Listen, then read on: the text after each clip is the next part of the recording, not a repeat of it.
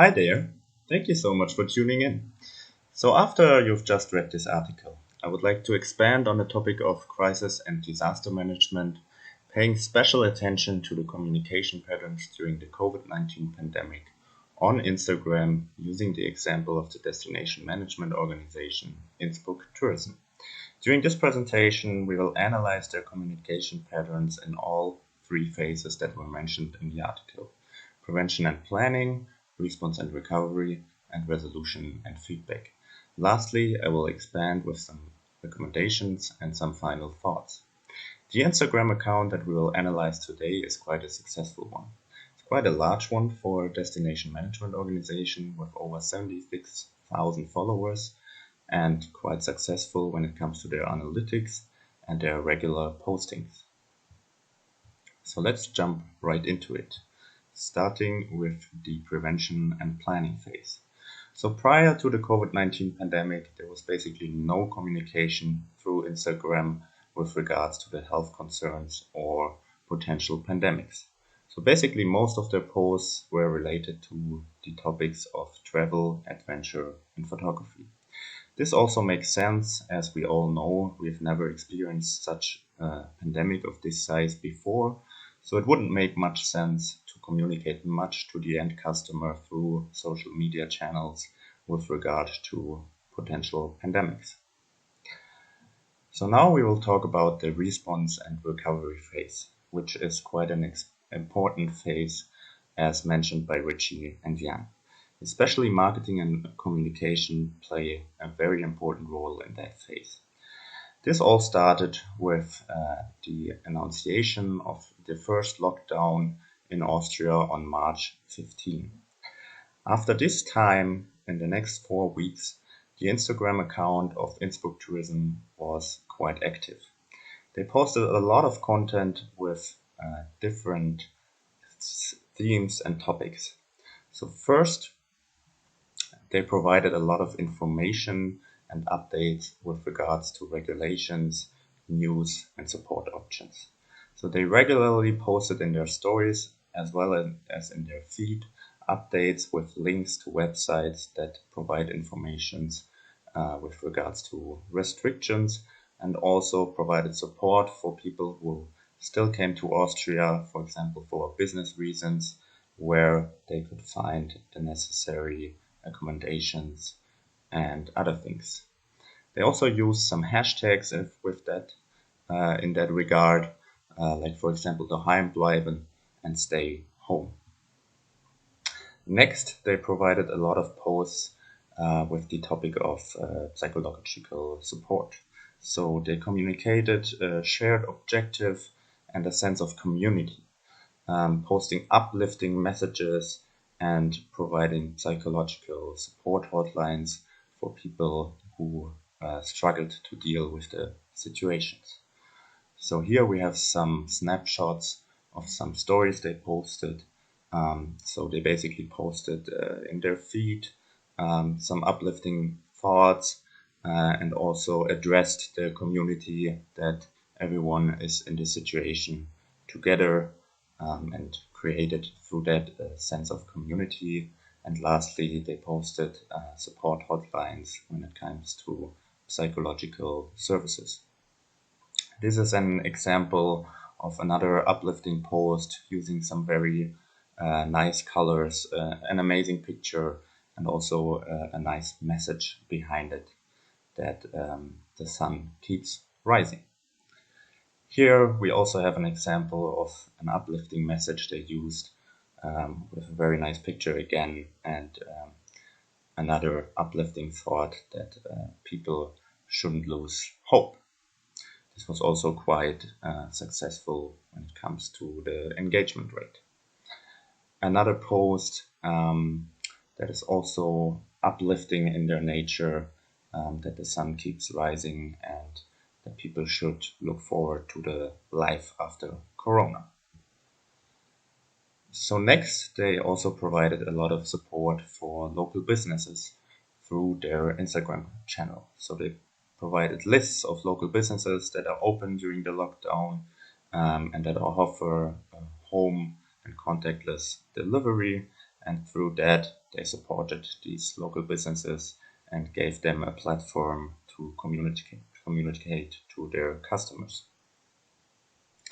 Also, they provided some entertainment content, offering online VR experiences, streams of concerts, and also introduced regularly some podcasts for entertainment as people were stuck at home. So that was also quite a nice way to communicate to their audience. Lastly, they also provided some inspirational content with regards to, for example, cooking ideas and home sports. So this was basically used to give the people a little inspiration of what they can do while they are stuck at home. So here's an example of a very nice way of communication. They introduced a challenge with the hashtag Taste of Tyrol, where everyone could post their local food, which they made at home, and share it through Instagram to the community. After the April 16th, when the restrictions started to ease and reopenings started, also the tourism was starting to open up again. They first had their communications of the reopenings. So prior to the openings, they communicated in anticipation of joy and life. Using the hashtag bald wieder. So they created excitement around the restart of basically life and also tourism. During and after the reopening, they also communicated a lot of excitement, also providing information on what is opening and what the current restrictions still are. So after that, they basically went back to their old communication patterns prior to the pandemic. For example, posting content around special events, like for example on the upper right corner, around the day of the Eisheiligen, just providing basically information on what the Eisheiligen is. And these were also posts which usually performed quite well when it comes to their engagement. On the down left corner, you can see the special event of the Neowise streaking, using very, very nice pictures. And these are also the types of content that have quite a high engagement rate. Also, they provided, again, positive content, inspirational content of Innsbruck and the region around Innsbruck, using very nice pictures and uplifting messages behind them, and also just giving people an insight on the life in Innsbruck and what there is to experience in Innsbruck. So then after that, the second lockdown came in November 3rd. So basically all the shops had to close down again. And in that time, they first again, as in the beginning, provided their audience with information through an update on what is closing down, what is happening. And then after that, they kind of had a change in their strategy when it comes to their communication, because they addressed less the COVID-19 situation itself and posted more uplifting, inspiring, and entertaining content. So there was kind of a change in their strategy, as they didn't address every day the problematics of the pandemic. So then after that, the reopening started again a few weeks ago in the May 19. There they again first anticipated the reopening, creating excitement using the hashtag bald wieder, which also created quite a high engagement rate. And then after that, they also provided some information and created excitement through their communication and on their channel that things are starting to reopen again, and there will finally be life back in Innsbruck. So now we come to the last phase, which is resolution and feedback. So today we are still in the pandemic, so there's not really a way of foreseeing how the situation will develop long term. And also when it comes to their communication, there is not really something published when it comes to the resolution and the feedback stage yet. So looking into the future, into the aftermath of the COVID-19 pandemic, the Innsbruck Tourism Channel will have to evaluate and learn out of their communications over the past roughly 1.5 years. So they should basically get feedback from their stakeholders, how the actual customers perceived their communication, and also how the stakeholders themselves perceive the communication. They should analyze their engagement rates, read their comments, as well as their direct messages, how their communication was perceived. Also evaluating the effectiveness of different communication patterns and communicating with their stakeholders about these outcomes and drawing learnings from their communication during this pandemic for future pandemics. So lastly, I would like to expand on some concluding remarks and some recommendations after analyzing the Instagram account. So basically what I felt like when going through all the content, where I could just provide you some examples of, is that they often had appealing messages and images. So they used very, very positive language. They used very nice images. It was very uplifting and personal.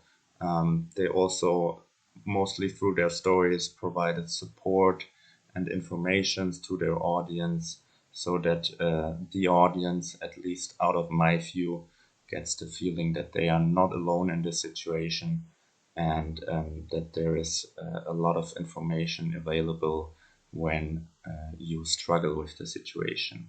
Also, it was very inspiring sometimes, especially the hashtag Life After Corona provided people with insights on what to expect after the situation is over, and that there is still a life after Corona and we should not lose hope. Also, they created quite a good sense of community through, for example, the challenges they posted, and also often posting surveys on how people are doing and stuff like that. Also, it was quite entertaining content.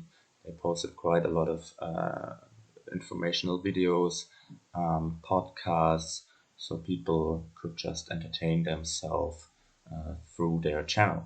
Also, it was quite engaging. So, as I just mentioned, they often communicated to their audience that they can engage with their channel. When it comes to the recommendations, to be honest, there are not many I would personally give the destination management organization. So, in my opinion, they really did a good job. They were very present on their social media channel. They communicated actively with the people from Innsbruck. And yeah, that's what they really did very well.